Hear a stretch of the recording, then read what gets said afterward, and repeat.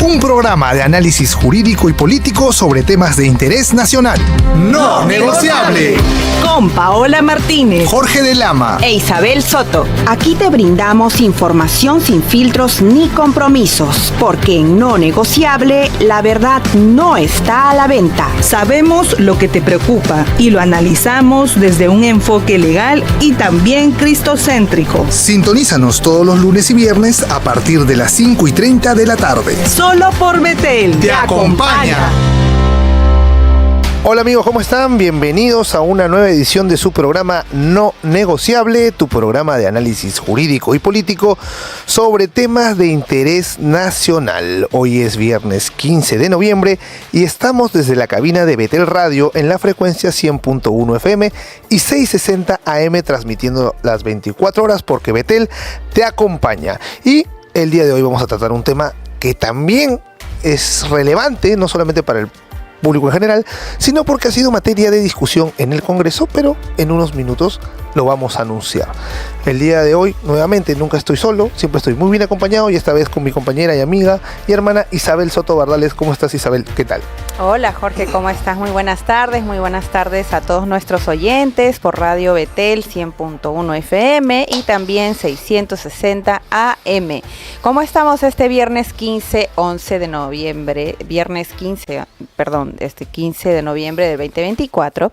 Como ya lo dijo Jorge, vamos a tratar un tema que fue materia de debate en el Pleno del Congreso, pero también queríamos decirte que estamos para escuchar tus opiniones, tus comentarios, tus consultas y nos puedes escribir al WhatsApp 947-246-545, 947-246-545. Estamos en una edición más de tu programa No Negociable y el tema del día de hoy, ¿cuál es, Jorge?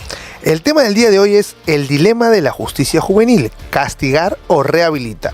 Les cuento más o menos, amigos, lo que pasó en el Pleno del Congreso la semana pasada. Se votó, creo que era la segunda votación del proyecto de ley del congresista Alejandro Muñante de Renovación Popular, que fue parte de este proyecto del shock legislativo que presentó Renovación Popular en su momento. Ya se acordarán cuando se eligieron al presidente y el mismo candidato Rafael López Aliaga hablaba del shock legislativo. Bueno, este es un proyecto que es parte de. ¿Y de qué trata?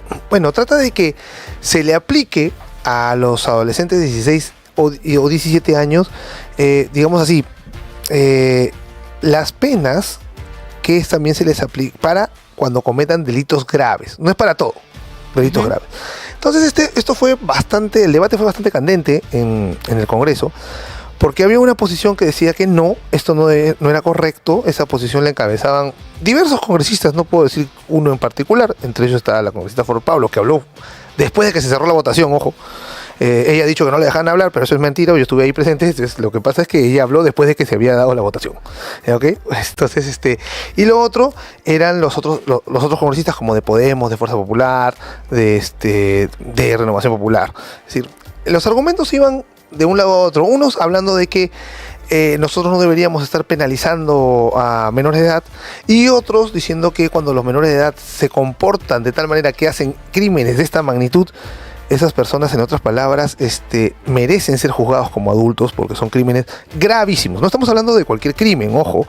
La norma prácticamente te dice que son ciertos crímenes y eso lo vamos a hablar después, pero la idea es esa. Ahora, lo que sí me pareció interesante en el debate, y te comento aquí, es que se dijo inclusive que esto no era una novedad del Perú, sino que varios países en Latinoamérica y en el mundo también tenían la edad de imputabilidad penal reducida, que no era solamente hasta los 18. Y eso a mí me pareció un dato que no lo tenía yo y que sería interesante, porque hay que ver también cómo ha ocurrido en otros países, porque se nos da la idea de que nosotros hubiéramos sido ultra punitivos y los únicos punitivos. Entonces eso es lo que pasó la semana pasada en el Congreso, Isabel. Claro, recuerdo que hubo un pleno de seguridad ciudadana, creo que fueron 2 días seguidos de pleno del Congreso, y dentro de las materias debatidas estuvo esto, de que los adolescentes, bueno, tal como dijo el congresista Alejandro Muñante, quien es autor del proyecto, si tienen edad para matar, entonces tienen edad para asumir sus crímenes, ¿no? Y como tú dices, no es todo tipo de delitos, son algunos delitos, ya vamos a ir desarrollando esto, pero antes de la aprobación de esta ley, los menores de edad gozaban de una prerrogativa, digámoslo así, de ser inimputables. Claro, inimputables, ese es el término. Ya. Pero a partir de esta ley, ya cuando se publique, no sé si ya está publicada, está en autora. No, está en reconsideración. En reconsideración. Hay una reconsideración que presentó la misma congresista Flor Pablo ya al proyecto de ley. Ah, ok. Entonces quiere decir que todavía está en proceso, pero ya el Congreso ha dado su aprobación mayoritaria a este proyecto. Sí. Y creo que tiene bastante sentido. Hay posiciones a favor y en contra, pero creo que la ciudadanía puede entender que si un adolescente tiene edad para robar, para matar, entonces también debe hacerse responsable, ¿verdad? Sí, exactamente. Sin embargo, para hablar de este tema tenemos un invitado muy especial, especialista en la materia, porque tanto Isabel como yo no lo somos, a pesar de que somos abogados, por si acaso, señores, entiendan que los abogados no somos todistas. No se puede. No se puede ser todista en nada. Y nuestro invitado el día de hoy es el doctor Reinaldo López, con maestría concluida en Derecho Constitucional por la Universidad Federico Villarreal y estudios de maestría en Política Jurisdiccional por la Pontificia Universidad Católica del Perú y la Universidad de Castilla-La Mancha, España. Es director en Perú y docente del Instituto Español de Investigación y Formación Profesional con sede en Murcia, España. Fue asesor de la Dirección General de Derechos Humanos del Ministerio de Justicia y director de la Dirección de Asuntos Internacionales de la misma institución estatal. Doctor Reinaldo, buenas tardes. Qué gusto tenerlo con nosotros. Doctor, muy buenas tardes. Muy buenas tardes, un gusto. Muy buenas tardes a ti, Jorge. A usted también. Isabel. Por la invitación y a todos los que nos están viendo. Oye, qué interesante que haya trabajado usted en la Dirección General de Derechos Humanos del Ministerio de Justicia, porque justamente respecto a este tema, y en base a muchísimos temas, la Dirección de Justicia tiene un enfoque bastante utópico. O sea, pienso, y no lo digo que es irresponsable, no, tiene su sustento, pero es bastante utópico. Pero me parece interesante porque me imagino que vamos a poder tener una opinión con conocimiento inclusive de la otra parte, que eso es lo más importante, no va a ser una opinión solamente de alguien que ha tenido una misma opinión y se ha rodeado con la gente que habla como él, sino al contrario. Y eso me parece muy bueno, doctor, que usted esté aquí. Doctor, a su parecer, ¿qué implicaría la modificatoria del numeral 2 del artículo 20 del Código Penal? ¿En qué contexto el Parlamento ha tomado esta decisión? ¿Cómo lo ve usted? Bueno, en primer lugar, tenemos que dejar en claro que el nivel de inseguridad que vive el país es terrible. Y ante una situación tan grave, hay que tomar medidas a veces drásticas. Entonces, el Parlamento lo que ha hecho es justamente sacar una ley para imputar y sancionar a aquellos adolescentes entre 16 y 17 años que cometan delitos, y delitos graves, como la extorsión, el sicariato, el violación de menor, entre otros. Delitos que están haciendo que el país se suma en una oscuridad tremenda en los últimos años. Claro, lo importante es que la gente lo sepa, ¿no? No es que, oye, vamos a criminalizar a todos los adolescentes, a todos los menores. No. Estamos hablando de dos límites, ¿no? Un límite de edad, etario, ¿no? 16 Exacto. O 17, ajá, y un límite respecto al delito, no cualquier delito. No cualquier delito, son delitos graves y que justamente están carcomiendo y están ahogando a la sociedad peruana en su conjunto. Entonces, hay que tener en cuenta eso en primer lugar. Y en segundo lugar, la ley no es populista, porque muchas he escuchado congresistas y es más colegas míos que salen a decir que es populismo. Pero la pregunta del millón es, ¿nos estamos dando cuenta que los delitos de sicariato y extorsión, incluso de asesinatos, muchas veces las organizaciones criminales, las bandas criminales, se sirven de estos muchachos para justamente cometer los delitos? En consecuencia, si no vas a sacar una ley que sea drástica, que sancione con mano dura a estas personas que no son niños ya, son personas conscientes que están a puertas de la mayoría de edad, la pregunta del millón es, ¿y cuál es la solución? Claro. Sacan una solución, por ahí he escuchado, no, pero que hay que resocializar, que hay que implementar medidas preventivas. Oiga, pero mientras que implementan las medidas preventivas, que es de toda la vida, lo que yo escucho, la delincuencia va avanzando.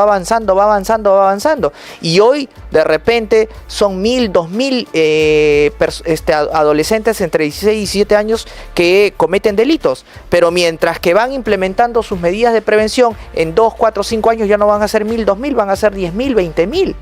Entonces, hay que tomar medidas drásticas. Yo no digo que paralelo a medidas drásticas como esta, se pueden implementar otro tipo de medidas preventivas. Claro. Pero ahorita la situación es totalmente urgente. Hay que tomar medidas excepcionales y yo creo que esta ley es una de ellas. Obedece a una realidad, ¿verdad, doctor? Exacto. Porque estábamos hablando también de que ya existe en la legislación comparada este tipo de medidas claro. y acá en el Perú no somos, digamos, los primeros en aplicarlo. Esta experiencia ya ha funcionado en otros países y, como bien dice Jorge, es restringido a cierta edad, 16 y 17 años, y por los delitos que precisamente son los más acusados en estos últimos tiempos: extorsión, sicariato, violación, etcétera.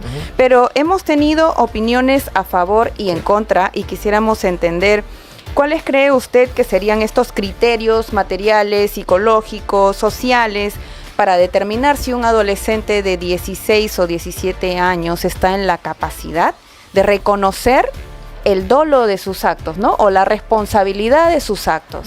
¿Está un adolescente, según su criterio, un joven de 16, 17 años, en la capacidad de reconocer que está cometiendo un delito? Bueno, yo estoy totalmente convencido de que sí, a tal punto que tú mismo lo estás diciendo. Hay países en la región, y lo han dicho el congresista que lo ha impulsado, que ya han tomado medidas y sancionan a estos adolescentes entre 16 y 17 años. Te doy dos ejemplos: Colombia y Chile. La legislación colombiana y la legislación chilena sanciona penalmente conductas punibles por parte de adolescentes entre 16 y 17 años. Y allí nadie se ha crispado los pelos. Allí nadie dice que no porque son niños. El problema es que aquí un adolescente de 16 y 17 no es un niño. Es una persona que ya tiene conciencia real de las cosas. Puedo yo decir niño, como dice la Convención de los Niños, una persona hasta los 12 años. Claro. Pero a partir de ahí ya no. Es más, el Tribunal Constitucional sacó una sentencia hace unos meses donde dijo que un adolescente de 14 años que tenía familia ya tenía los legítimos deberes de cualquier persona mayor de edad. ¿Por qué? Porque ya tenía la libertad sexual para fundar una familia y por ende hacerse responsable y cumplir los deberes de cualquier ciudadano. Entonces, eso ya nos dice de que, por ejemplo, adolescentes de 16 o 17 con mayor razón ya tienen conocimiento de causa de lo que hacen. Y es más, ahora, date cuenta un adicional, no estamos en el siglo pasado, donde no habían medios de comunicación, donde no había internet. Estos adolescentes se sirven de un montón de información. La información está por todos lados. Entonces, no me digan acá pues que un adolescente de 16 o 17 no tiene conocimiento de causa o que es engañado. Puede ser que obviamente por necesidad, por muchas carencias sociales, él se vea inmerso en la delincuencia. Pero que es consciente, es muy consciente. Le pregunto esto, doctor, porque las posiciones o las voces en contra, como por ejemplo las de la congresista Flor Pablo, la de la periodista Rosa María Palacios, UNICEF también se ha sumado a esa campaña, a esa contracampaña, dicen pues que no se puede penalizar o perseguir a los adolescentes porque encima que se les da una nefasta educación, porque en el Perú la educación no es muy buena, encima se les criminaliza y se les judicializa, no teniendo la edad, la madurez suficiente. Sin embargo, queremos recordar también que el sistema educativo de nuestro país, imagínense qué contradictorio viniendo de Flor Pablo, exministra de Educación, de poner contenido sexual en la educación básica de nuestros niños, pues diga que un adolescente de 16 o 17 años no puede reconocer que está cometiendo un delito, ¿no? Eso es lo raro. Pienso que el Estado en ciertos momentos, y también porque los debates se dan sobre ciertos temas específicos, perdemos ese hilo argumentativo que tú mencionas, Isabel. ¿Cuál es el hilo argumentativo? Decir que para unas cosas él es totalmente responsable hasta para cambiar de sexo, porque eso lo dice inclusive el proyecto de identidad de género que presentaron con Indira Wilka en su momento, con la excongresista Indira Wilka, donde decía que inclusive si era menor de edad solo necesitaba la firma de un padre y si los dos no querían hacerlo iba a ser un juez. Entonces él tenía toda la responsabilidad para inclusive establecer un cambio en su vida que podría ser tan crítico, tan gravoso, tan potente que lo llevaría cargado por toda su vida sin posibilidad de retornar. Pero sin embargo, a la hora de matar a alguien, de violar a alguien, este ser simplemente es un ser que no sabe lo que hace. Entonces ahí yo creo que hay un doble discurso, porque sí. Pero no de cualquiera, sino de la misma persona que lo promueve. O sea, porque Flor Pablo, la congresista Flor Pablo, para unas cosas el adolescente está por encima inclusive de sus padres y ella tiene como directora de un estamento del Estado, cuando fue ministra de Educación, la potestad de decir lo que a ellos se les tiene que enseñar sin que sus padres tuvieran nada que hacer, pero a la hora de que estuvimos hablando de imputabilidad penal, ella los considera a ellos unas personas que no tienen sentido de lo que hacen. Entonces, estamos hablando de dos miradas distintas sobre un mismo grupo objetivo, pero para las cosas que te convienen. Entonces, ahora, pero es interesante también saber si es que esta medida, doctor, primero, antes de entrar a los temas de si esto se ve con los temas internacionales o no, yo quería preguntarle, para que la gente entienda. Si esta ley se aprueba y un adolescente, ¿no?, alguno de 17 años, comete un sicariato, ¿no?, mata por sicariato, ¿cuál va a ser el proceso que va a seguir? El proceso penal común. Y va a ir a una cárcel. Exacto, ya no iría a un centro reformatorio porque ya no le corresponde. Ha cometido un delito grave que se encuentra en esta modificatoria por parte de esta ley y tiene que ir como cualquier adulto. Le hago una pregunta, y si eso quiere decir que podría inclusive, no sé, lo planteó ayer una fiscal en RPP, ¿no?, que existieran para este tipo de adolescentes unas cárceles especiales, no digo régimen especial, no digo régimen penitenciario especial, digo unas cárceles especiales que podría haber para justamente ellos. Bueno, podría ser una alternativa, pero mientras, ¿qué hacemos? O sea, se tiene que seguir el canon regular, o sea, puede ser una alternativa, pero haciendo referencia a lo que tú dices, ¿no? Es la doble moral, ¿no? Es la doble moral de ciertos congresistas o ciertos políticos acá en el país que quieren implantar modas que vienen de afuera y no se dan cuenta de la verdadera realidad. El ciudadano de a pie quiere que se tomen medidas drásticas. Okay. Yo no puedo salir a la calle con el miedo de que puedan atentar contra mi hijo, contra mí o contra mis padres. Yo no puedo estar pendiente de que el celular suena el teléfono porque me están extorsionando. O sea, eso ya basta. Necesitamos medidas drásticas. Por eso que también ahí tengo un tema muy puntual. El tema del sistema penal garantista es un sistema que no se adapta o no tiene soluciones eficaces a una realidad como la peruana.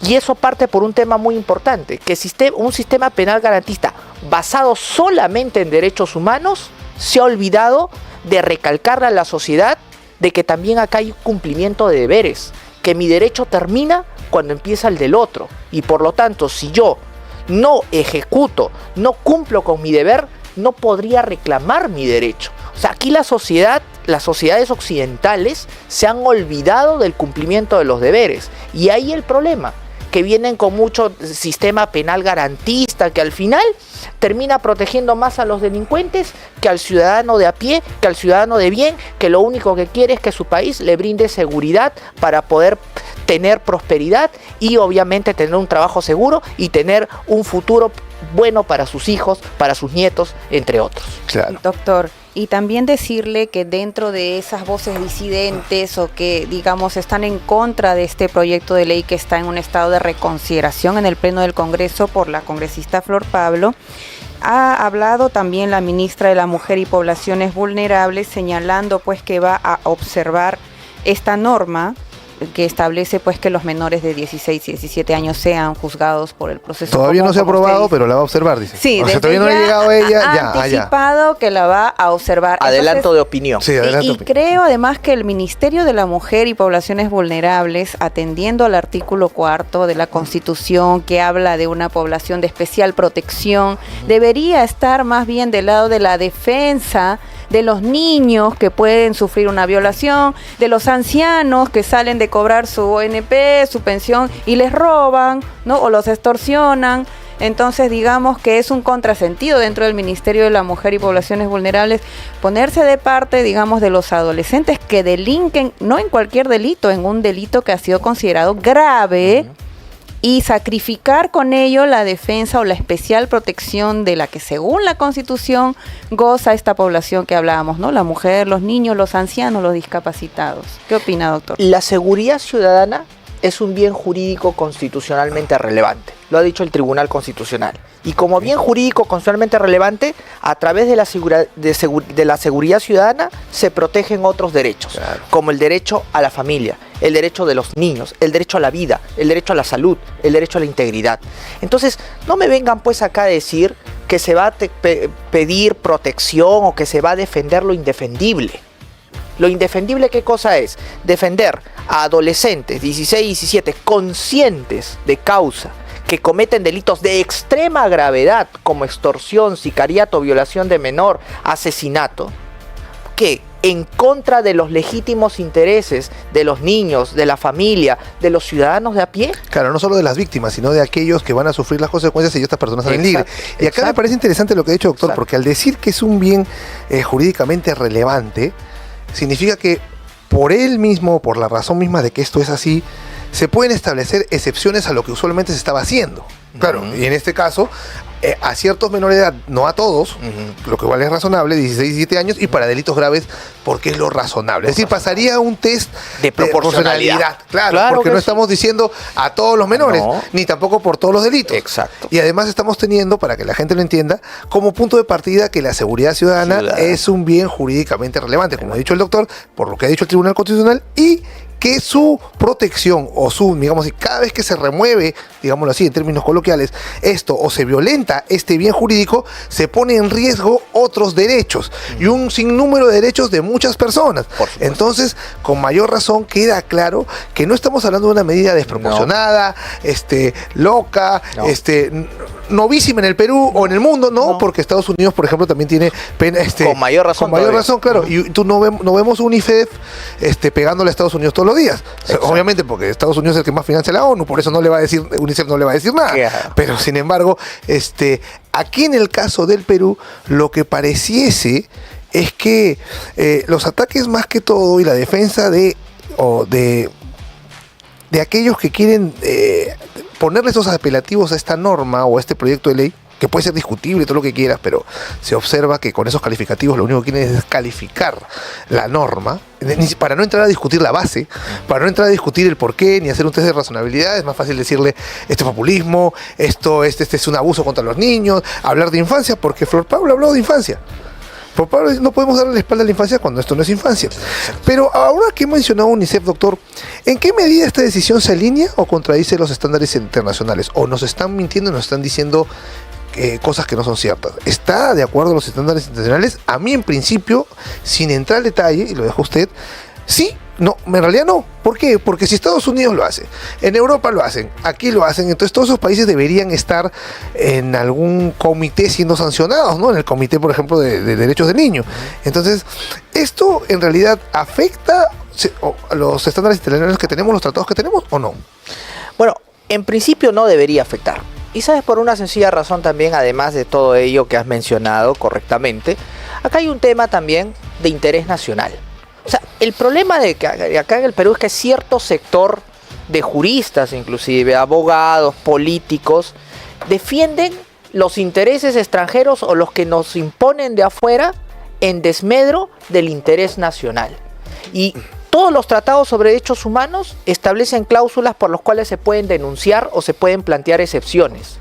En situaciones como esta, donde el interés nacional está por encima de cualquier otro tipo de interés internacional, debe primar lo nacional, la razón de Estado. ¿Y cuál es la razón de Estado ahorita? Combatir la delincuencia con mano dura, combatir la inseguridad que vive nuestra población.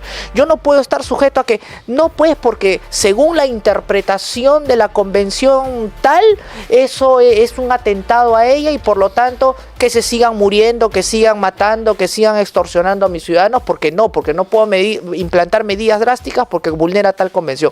Eso es un absurdo. Eso es inclusive jugar en contra de los intereses de la patria. Y eso se tiene que acabar. Ahora, yo no digo que esta ley sea la salvación. Claro. No lo es. Es parte de todo un conjunto de medidas que tienen que implementarse a través de un sistema nacional de seguridad. Que tiene que ver, por ejemplo, lo que se decía. Las cárceles, oiga, son universidades del crimen.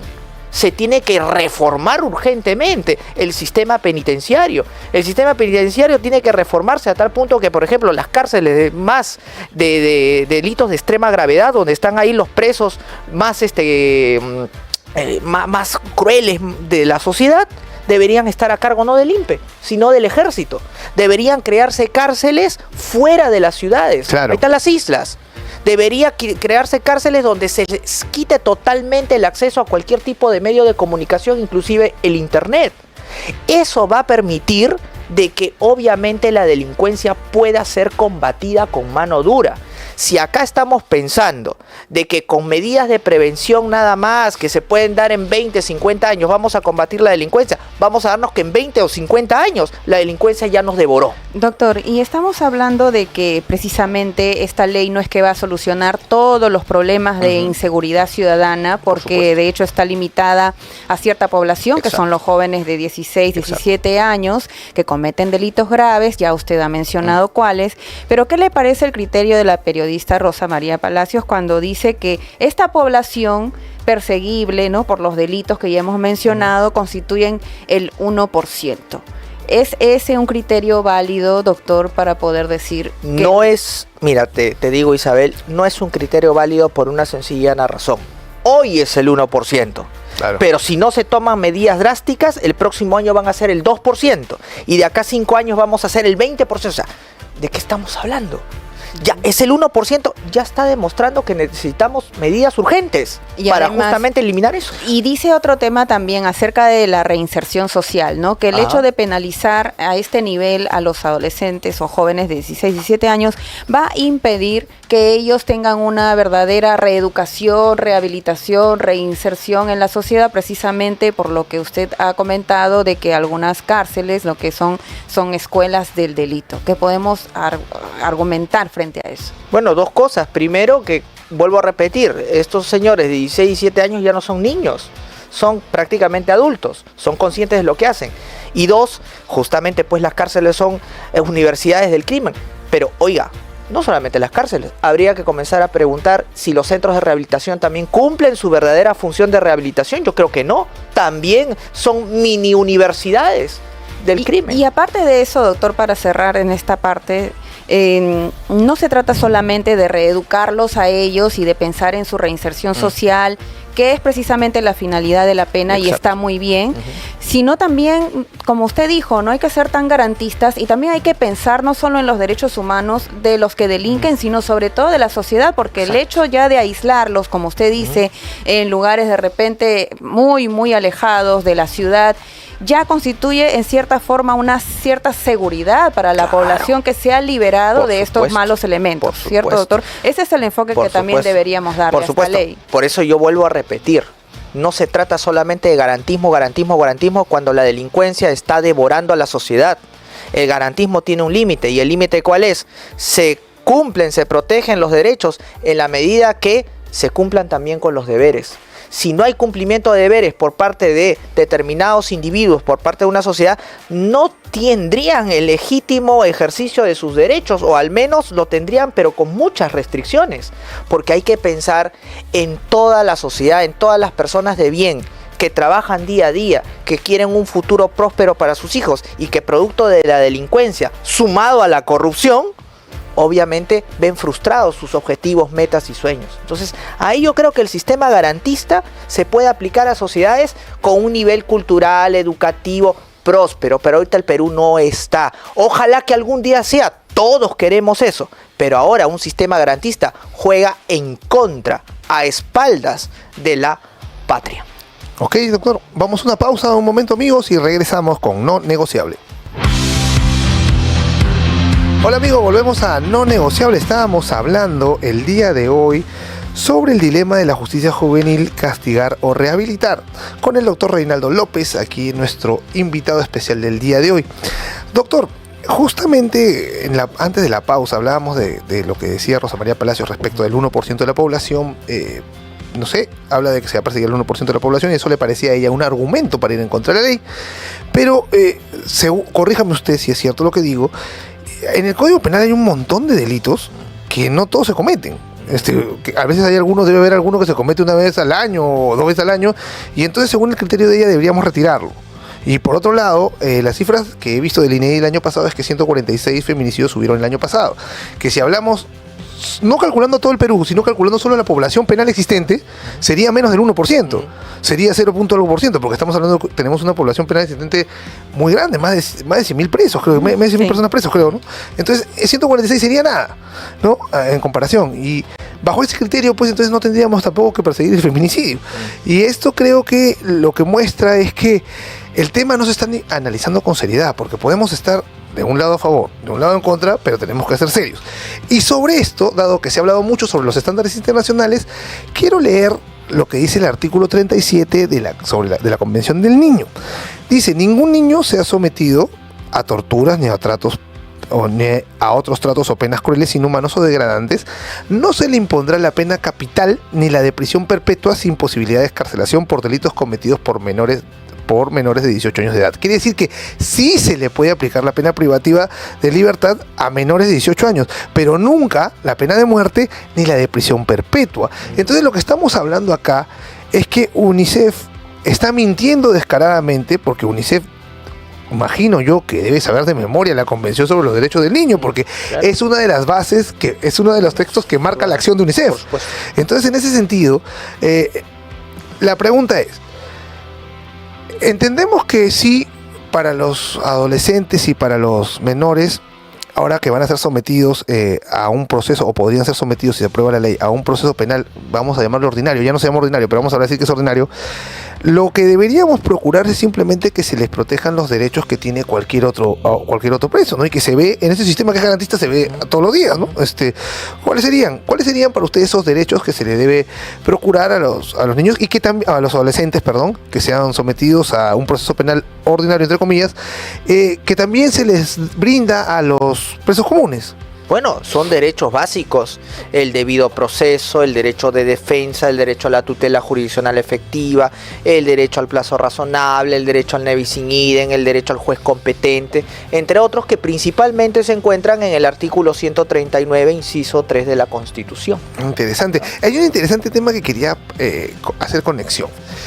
Hace unas semanas o hace un mes se criticó, y justamente también Rosa María Palacios lo hizo y lo hace en este tuit, criticando las normas que supuestamente favorecerían a organizaciones criminales, ¿okay? Y ella en ese sentido aboga por mayores facultades a los fiscales, pero sin embargo en este caso hace lo contrario, porque si un adolescente es parte de una organización criminal, porque un adolescente que mata a otro en sicariato es parte de la organización de los sicarios, entonces ella en este caso aboga por lo otro, porque a esta persona no se le sanciona. Entonces observo una crítica bastante esquizofrénica sobre ese tema. No sé, ¿tú qué opinas, Isabel? Se nota bastante el doble discurso, doctor, porque además el ejemplo que ha dado Jorge es bastante válido, en el sentido de que según el año 2023, pues en el Perú ha habido una tasa de feminicidios, de 80 y tantos feminicidios, y como constituyen, digamos, el 1% de los delitos cometidos, entonces no hay que perseguirlos. Menos del 1%. Si son menos del 1%, entonces ese sería un criterio para decir que no hay que perseguir esos delitos, lo cual estaría pues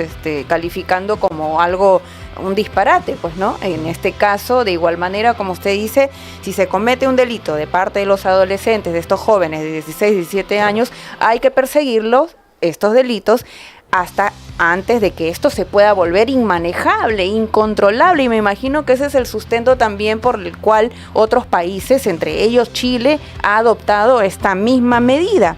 Pero ahora también, doctor, vamos a pasar a algunas preguntas que nos han hecho llegar quienes ya conocían que íbamos a tratar este caso, y nos preguntan: ¿cómo se concilia la necesidad de sancionar delitos graves con la obligación de promover la rehabilitación de los adolescentes infractores? ¿Cómo equilibrar esto? Bueno, básicamente es a través de políticas públicas. No, como yo vuelvo a repetir, una ley no va a salvarnos de este problema, pero puede ser el comienzo para que se adopten medidas paralelas a esta ley. Y entre esas medidas, por ejemplo, justamente verificar, analizar, ver, solucionar la problemática de que se dé la verdadera resocialización. Las cárceles, los centros de rehabilitación de menores no resocializan a nadie. Y ahí también hay un punto clarísimo que ni el Ejecutivo, ni el Legislativo, ni ningún partido político, por último, ningún líder político apuntala.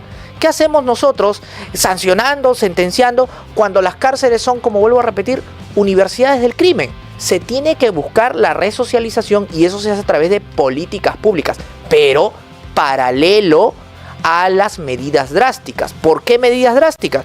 Porque si no tomamos las medidas drásticas, en otras palabras, no tomamos el toro por las astas, cuando implementemos estas medidas preventivas, ya la delincuencia nos habrá devorado y de nada servirá. O sea, todo esto es un paquete completo. Por eso yo hablo de la necesidad de un plan nacional de seguridad que conglomere muchísimas medidas legislativas, ejecutivas, administrativas, penitenciarias, en busca de solucionar el problema a corto, mediano y largo plazo. Mira, en Estados Unidos había un programa de televisión donde algunos chicos problemáticos iban a visitar las cárceles.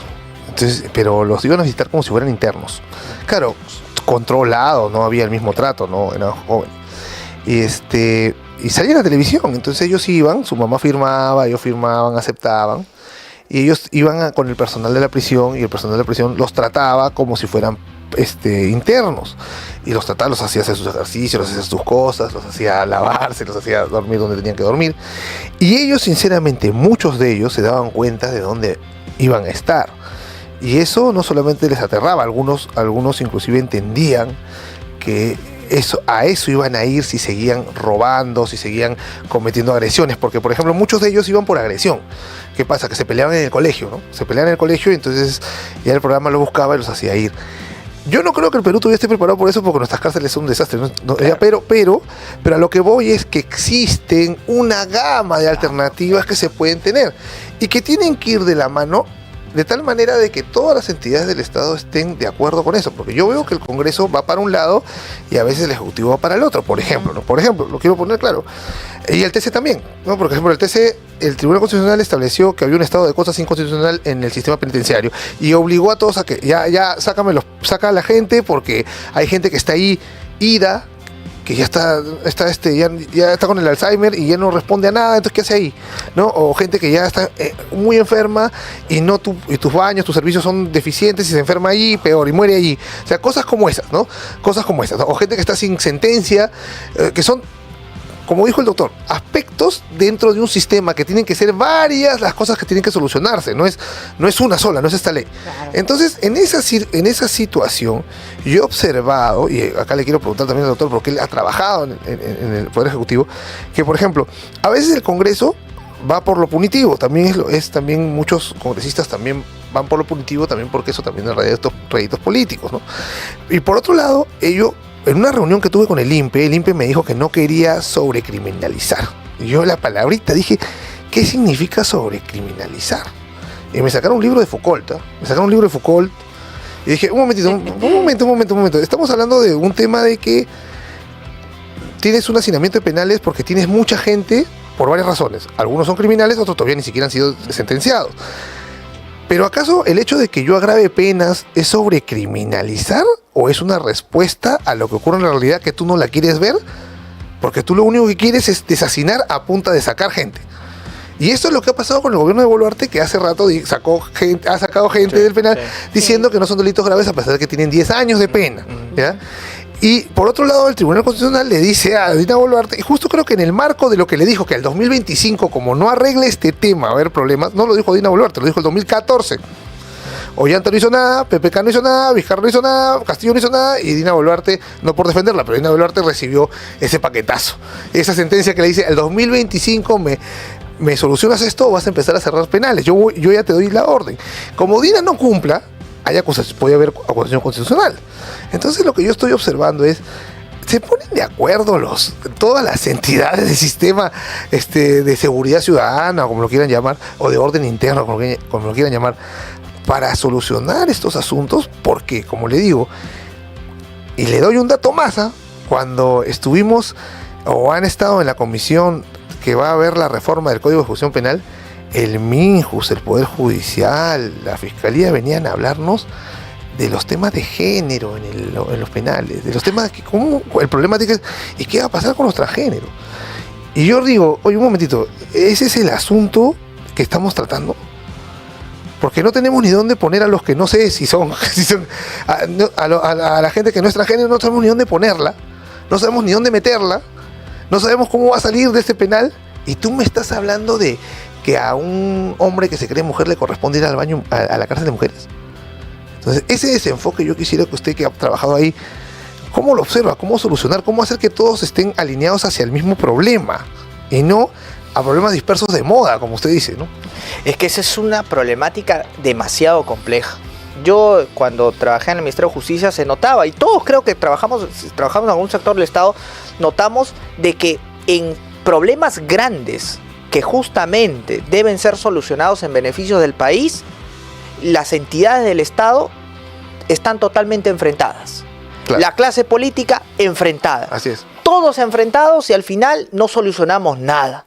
Entonces yo creo que hay cierta problemática, ciertas situaciones que justamente trascienden al ámbito nacional, que deben ser manejadas bajo lo que yo podría denominar acuerdos nacionales, donde la clase política, donde las instituciones del Estado, donde las autoridades, más allá de que tengan una u otra idea, tengan el mismo rumbo, marquen el mismo derrotero.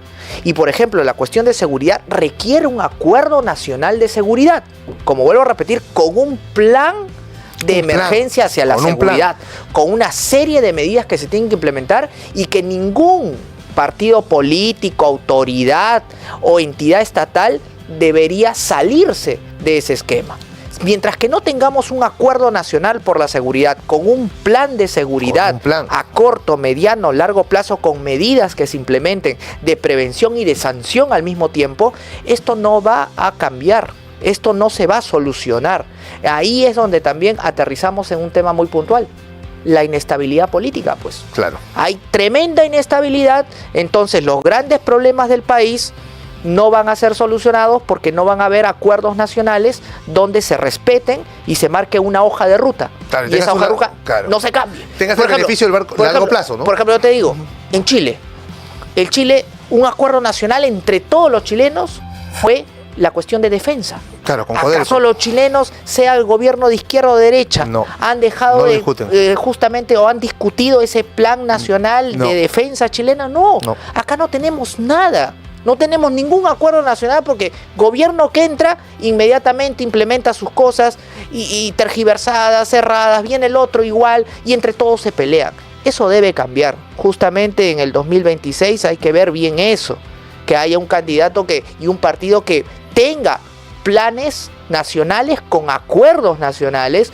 y que se implementen no a 5 años, sino a 100 años, a la posteridad. Claro, es muy importante. Porque el acuerdo nacional que tenemos, ¿por qué es ineficiente? Porque es un acuerdo que traza cosas gruesas, deseos. Claro. Sí. Y cuando el doctor habla de plan, es porque el plan aterriza el deseo a través de acciones medibles. Efectivamente. Exacto. Y tú lo puedes medir. Exacto. Y tú lo puedes modificar y ajustar. Exacto. Pero, o sea, si tú solamente pones tu deseo, es decir, ¿no? Mañana yo quiero que en 20 años quiero ser rico, y no haces nada, porque no sabes ni cómo hacer, ni cómo caminar la vida. No tienes un plan de acciones concretas que vaya generando un objetivo 1, un objetivo 2, un resultado 1, un resultado 2. Entonces queda en nada y así ha quedado. Exacto. Así ha quedado. Y bien lo que dice también el doctor sobre este tema que es puntual de la inestabilidad política, porque en el Congreso de la República llamaron al ministro de Defensa para que hablase sobre la compra de aviones, de aviones que pensaban hacer y que fue criticado por Perú 21, por ejemplo, y por algunos políticos también del medio. Pero ¿qué pasa? Yo también me acordé de lo que ha dicho el doctor. En Chile tú no vas a llamar al ministro para que exponga delante de todo el mundo asuntos de defensa nacional. Claro. Eso sería considerado prácticamente una traición. Exacto. Aquí se hizo excepción reservada, pero es lo mismo. Exacto. Es lo mismo porque son los congresistas. Entonces, en ese sentido yo digo, esa discusión no se podía hacer en la Comisión de Defensa del Congreso, donde hay secreto total y nadie puede salir. ¿Por qué tenemos que poner eso en el tapete? ¿Por qué? Porque está bien, estamos de acuerdo que no sea sin corrupción, que se fiscalice, todo lo que quieras. Pero, como dice el doctor, una cosa es que fiscalicemos y otra cosa es que se note completamente que no tenemos un acuerdo de nada, ni una ruta a seguir, ni siquiera un objetivo. Nadie sabe si esos aviones los queremos para qué. O sea, creen que es porque nos da la gana de comprar. Me dejo entender, no saben ni siquiera cuál es la situación geopolítica del Perú y la necesidad de sus Fuerzas Armadas respecto a esa posición. Entonces observo pues que, como dice el autor, no hay acuerdo de nada. Creo y no hay plan de nada. que esto nos va a llevar a una discusión más profunda, doctor, acerca de las reformas que necesita el Estado peruano. Pero a nivel macro podríamos decir, y soy testigo, que todos los proyectos de ley que presentan los congresistas se enmarcan en principios de Estado que están en el acuerdo nacional, el dichoso acuerdo nacional, ¿cierto? Y también tenemos una constitución. Sin embargo, lo que hemos venido apreciando durante los últimos años es, como usted lo dijo al inicio, que hay políticas injerencistas en nuestra propia nación. Es decir, tenemos una constitución que ya establece lo relativo a la defensa de la vida, de la concepción, de la familia, de la población, que es la de especial protección por parte del Estado, lo menciona taxativamente, el tema del acuerdo nacional también. Sin embargo, no es suficiente porque hay posiciones encontradas y lo que dijo me parece muy interesante, que haya un plan nacional de seguridad ciudadana, que también alguna vez lo ha propuesto el mismo congresista Muñate, ha pedido. Incluso creo que ya han aceptado hacer un Consejo de Estado, el Poder Ejecutivo, que espero que desemboque en algo realmente positivo y concreto, porque como dice Jorge, no se trata solamente de hacer una hoja de ruta de buenas intenciones, sino medidas concretas, medibles y, como usted dijo, aplazables en el tiempo, ¿no? Claro. Yo totalmente de acuerdo. Y ahora hay un tema. ¿Cómo podemos nosotros rechazar la injerencia extranjera? Porque ese es el problema. Claro. Las ideas, las modas o ciertos intereses extranjeros que socavan la cultura, los valores, las creencias, la identidad de un pueblo. Yo creo que aquí debemos empezar con 3 grandes acuerdos nacionales. El Acuerdo Nacional de Seguridad, el Acuerdo Nacional de Defensa y el Acuerdo Nacional de Educación. Son los 3 acuerdos con sus respectivos planes a corto, mediano, largo plazo, donde toda la clase política, todos los líderes políticos, todos los representantes de las entidades estatales tienen que comprometerse a seguir esa hoja de ruta. Mientras que no tengamos acuerdos nacionales con sus respectivos planes, con fechas concretas, con objetivos, con un derrotero claro, esto no va a cambiar. Y yo creo que en el próximo 2026, el próximo Congreso que venga, el próximo Ejecutivo que venga y las próximas autoridades que sean electas deben de llegar a ese punto para salvar al país. Si no se hace eso, entonces temamos a que las ideas, a que el coaccionamiento extranjero que está socavando las sociedades, no solamente el Perú, mira Europa, mira el propio Estados Unidos. Bueno, ahora Donald Trump va a poner, digamos, el pecho. Pero si no logramos justamente enfatizarnos, aterrizar en esto y efectivizarlo, temamos mucho a que el país va a seguir desangrándose y destruyéndose. Y usted, que ha estado, doctor, en el Poder Ejecutivo, precisamente el Ministerio de Justicia y Derechos Humanos, quería preguntarle sobre una institución que hasta el momento en nuestro programa o en nuestra conversación, al menos de hoy, está pasando piola, que es el CEPLAN. Quisiera que usted me explique, por favor, qué es lo que hace el CEPLAN, porque se supone que ellos están encargados de diseñar el planeamiento de las políticas públicas en el Estado, pero uno ingresa a la página del CEPLAN y se encuentra con que uno de los nortes que tiene que tener presente el Perú es la Agenda 2030 de la ONU. Antes que nuestra Constitución, antes que nuestros propios planes. Es que ahí viene, tenemos un CEPLAN, un centro de planeamiento estratégico que en vez de servir a los intereses nacionales, termina entregándose a los intereses foráneos, extranjeros. Entonces acá eso se tiene que reestructurar, se tiene que cambiar. Finalmente es ese plan, como tú bien lo dices. Entras a la página, lo único que tienes es la Agenda 2030 y de ahí no sale. O sea, como que si fuéramos pues carneritos o ovejitas que tienen que hacer lo que los patrones dicen.